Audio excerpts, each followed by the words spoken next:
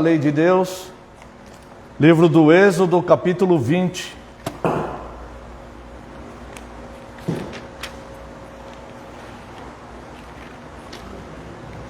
Nesta lei, o Senhor Deus, Ele apresenta ao mundo, não somente ao povo de Deus, alguns, muito equivocadamente, dizem que isto era apenas para os judeus. Não, obviamente que não. Esses mandamentos, até pelo próprio bom senso, nós vemos que são para todas as pessoas, não somente para os judeus.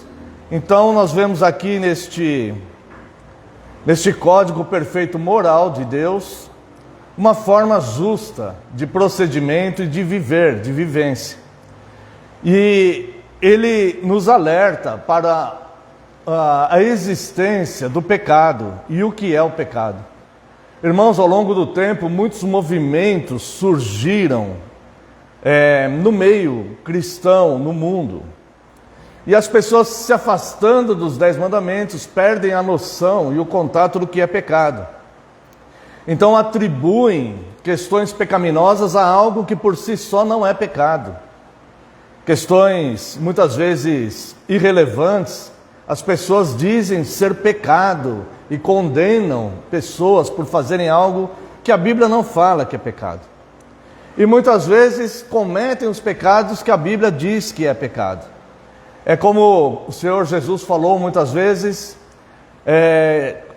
coa-se o mosquito e engole o camelo. Então, nós temos que entender que pecado é o que Deus falou que é pecado. Que pecado é o que a Bíblia diz que é pecado. Então nós devemos observar esse código moral, reconhecendo que nós não temos condições e garantias que nós vamos cumprir esse código moral à risca. E toda vez que lemos esse código moral, fica patente no nosso coração, na nossa alma e na nossa mente a nossa necessidade de Cristo.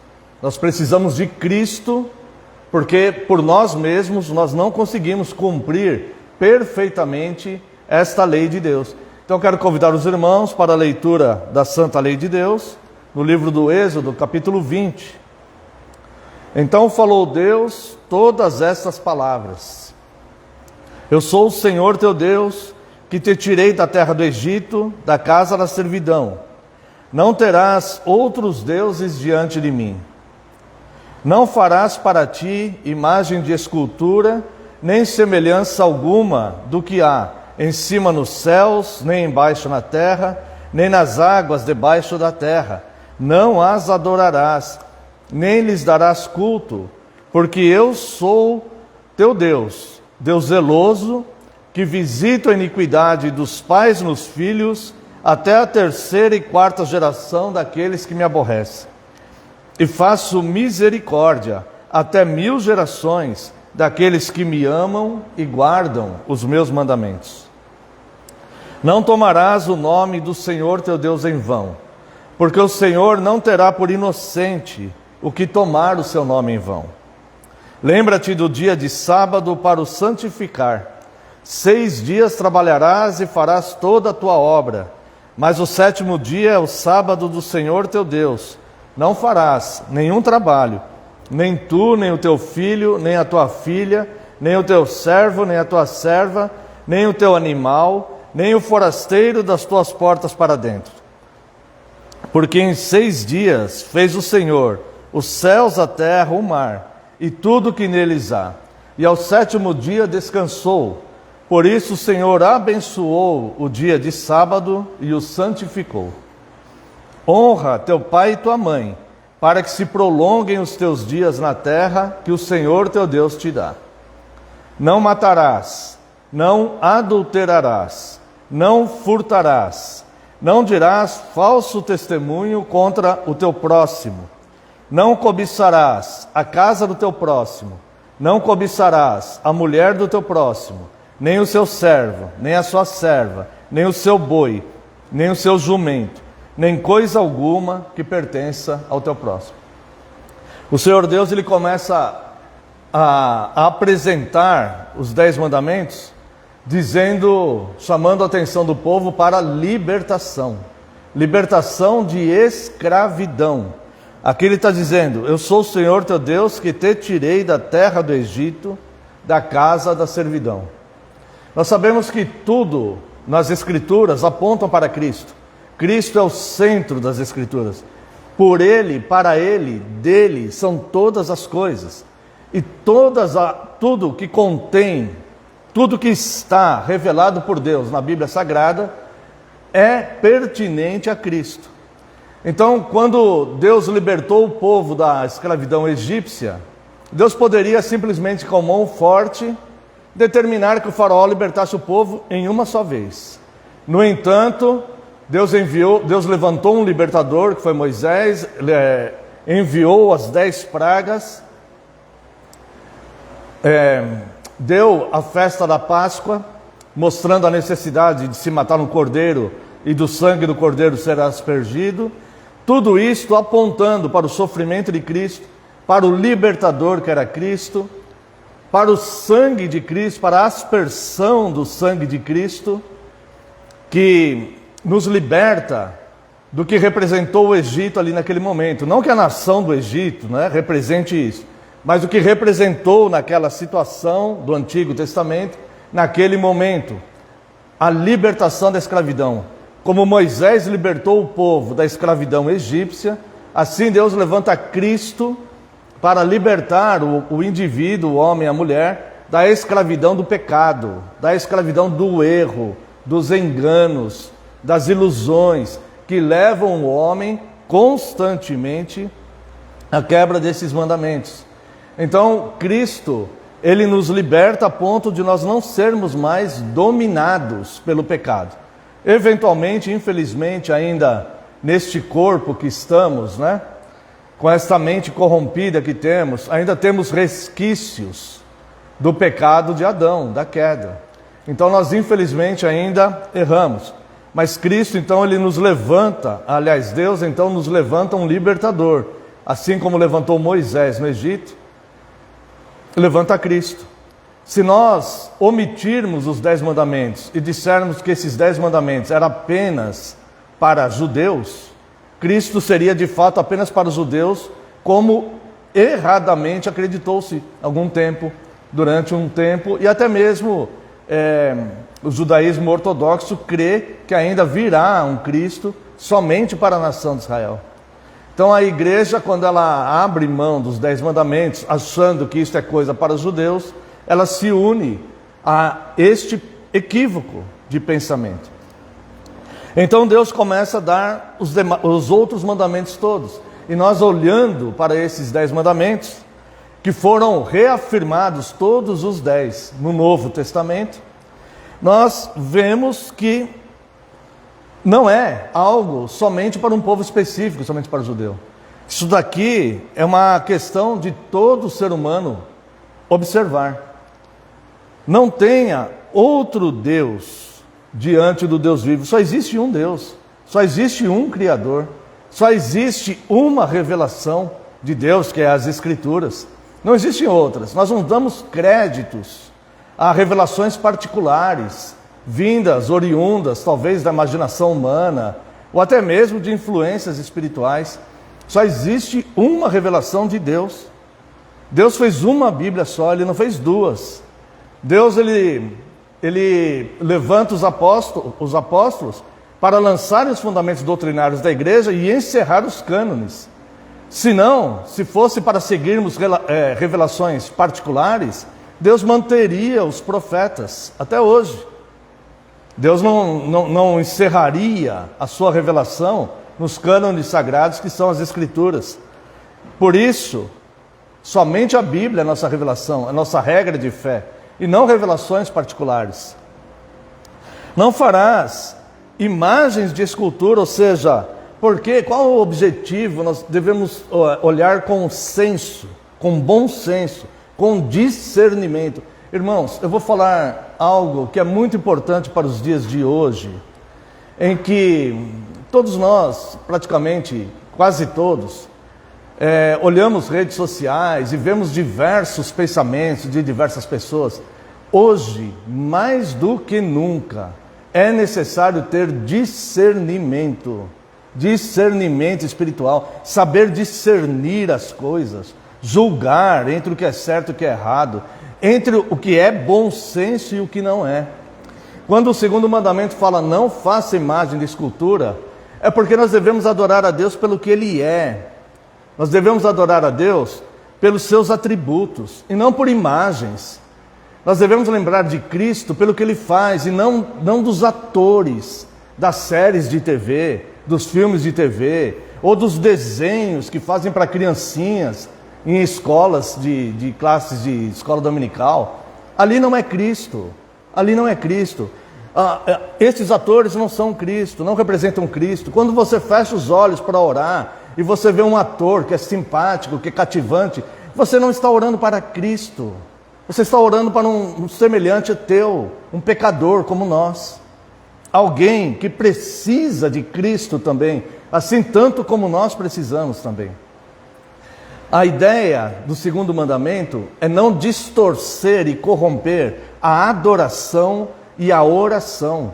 Deus é invisível e importa que o adoremos em espírito e em verdade. Esta sim é a revelação bíblica. Então nós adoramos a Deus pelo que Ele é, o que Ele representa, quem Ele é, seus atributos gloriosos, altos, excelsos, que nós não podemos alcançar. Nós simplesmente adoramos a Deus. Não adore a Deus por causa de novela de televisão, por causa de filmes, de séries. Tem uma série muito famosa hoje em dia aí, que é produzida por uma seita, que é os conhecidos Mormons, e está fazendo um grande sucesso aí no meio do povo. Irmãos, diga não a imagens. Ali não é Cristo.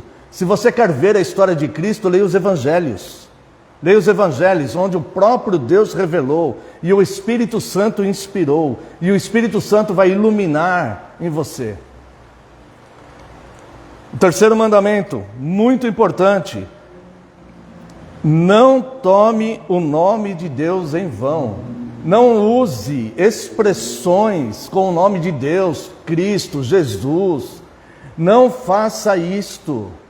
Olha só o que diz esse mandamento. Esse mandamento contém uma ameaça. Ele contém uma ameaça. Veja bem, verso 7. Não tomarás o nome do Senhor teu Deus em vão. Preste muita atenção na ameaça que existe nesse mandamento. Porque o Senhor não terá por inocente o que tomar o seu nome em vão. Então, se é natural até no nosso país, infelizmente, termos hábitos de usarmos expressões colocando Deus. Não é só aquelas piadas que as pessoas fazem sobre Deus. Às vezes numa expressão do dia a dia, nós colocamos Deus, Cristo. Irmãos, Deus é santo, Cristo é santo e nós somos pecadores, miseráveis pecadores. Não chame o nome de Deus em vão. Não cometa esta loucura, porque está revelada uma palavra fiel e digna de toda aceitação, uma palavra que é constituição penal de julgamento. Quando Cristo vier julgar vivos e mortos, Ele julgará por essa constituição penal aqui. Não tome o nome de Deus em vão, porque Deus não terá por inocente o que tomar o seu nome em vão. Guarde a sua língua, guarde sua boca, guarde o seu coração, guarde a sua mente. Guarde, porque Deus é santo. Por mais que o mundo esteja corrompido, irmãos, por mais que o mundo esteja envolvido com a imoralidade, por mais que o mal pareça normal no mundo, o mal continua sendo mal, o erro continua sendo erro, Deus continua sendo santo e a palavra de Deus continua sendo a verdade absoluta. E Ele vai julgar, Ele vai julgar. João, capítulo 12, verso 48. E a palavra de Deus é que vai julgar as pessoas. Cristo vai julgar, fundamentado na palavra.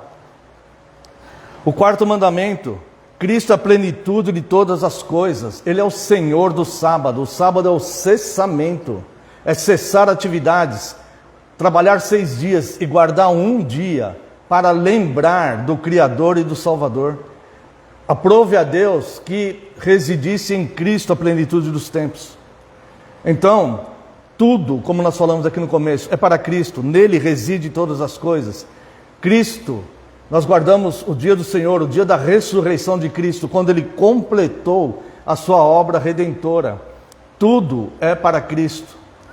Quinto mandamento, honra teu pai e tua mãe. Aqui vem uma promessa, para que se prolonguem os teus dias na terra que o teu Deus te dá.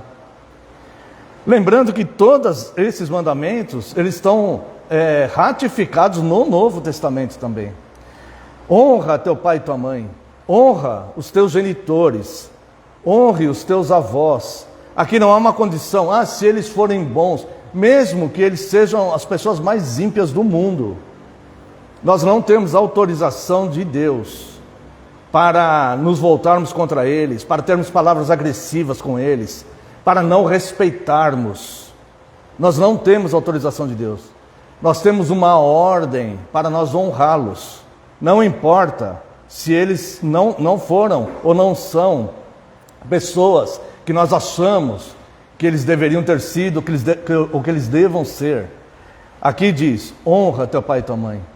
Honre toda a autoridade sobre você. Honre um policial militar, respeite ele. Ele tem autoridade constituída por você, e toda autoridade constituída vem de Deus. Honre os seus professores. Se você está numa escola pública, onde os alunos desonram os professores, não vá no embalo deles, tenha personalidade e firmeza. Seja autêntico. Honre os teus professores, porque eles estão instituídos para te instruírem, para te orientarem. Se eles não fizerem isto bem, o problema é deles, eles vão pagar por isto. Mas nós devemos honrá-los. Honre o conselho da tua igreja. Pastores, presbíteros, diáconos, honrem essas pessoas. Honrem toda a autoridade instituída sobre você. Depois vem o sexto mandamento: não matarás. O sexto mandamento, o sétimo e o oitavo: não matarás, não adulterarás, não furtarás.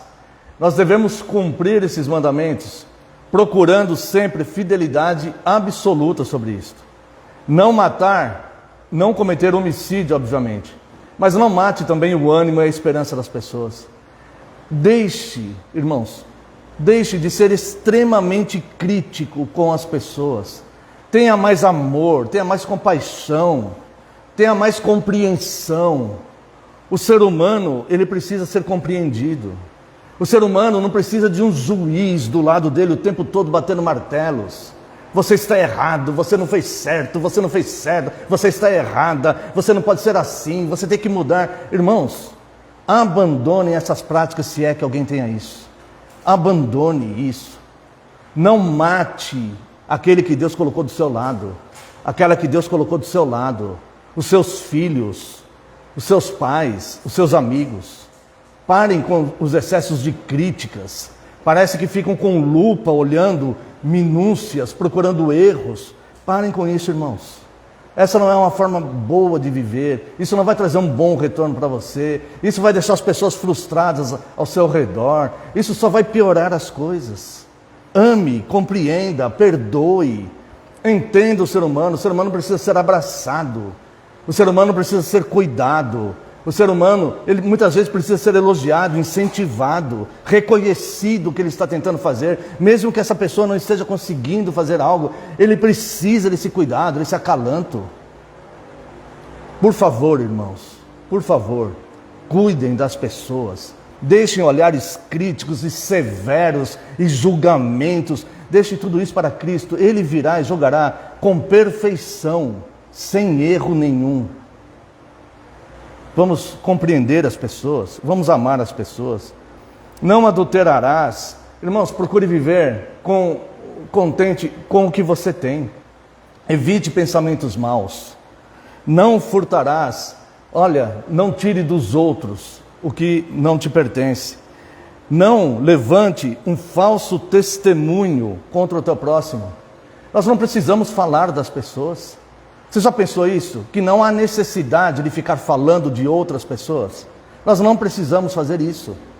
E se algum dia nós tivermos a necessidade, se for útil, se for temperado com sal, se for para o bem, se houver proveito, se houver amor, se houver edificação, e a gente precisa falar de alguém por causa desses elementos, certifique-se que você está certa e que você está certo.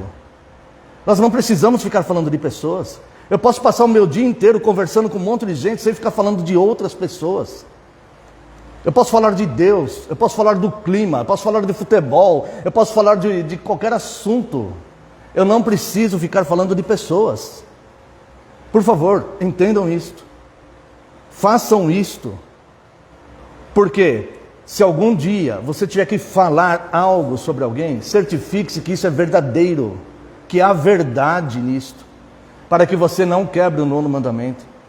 Quantas pessoas foram difamadas nas sociedades, nas ruas, entre familiares, nas igrejas? Quantas pessoas foram difamadas e muitas vezes aquilo não era verdadeiro? Não é assim a vida cristã, não é isso. A vida cristã não é isso. A vida cristã não são regras de ferro e fogo. A vida cristã é amor, é perdão, é compreensão, é cuidado com as pessoas. Muito cuidado com o 9º mandamento.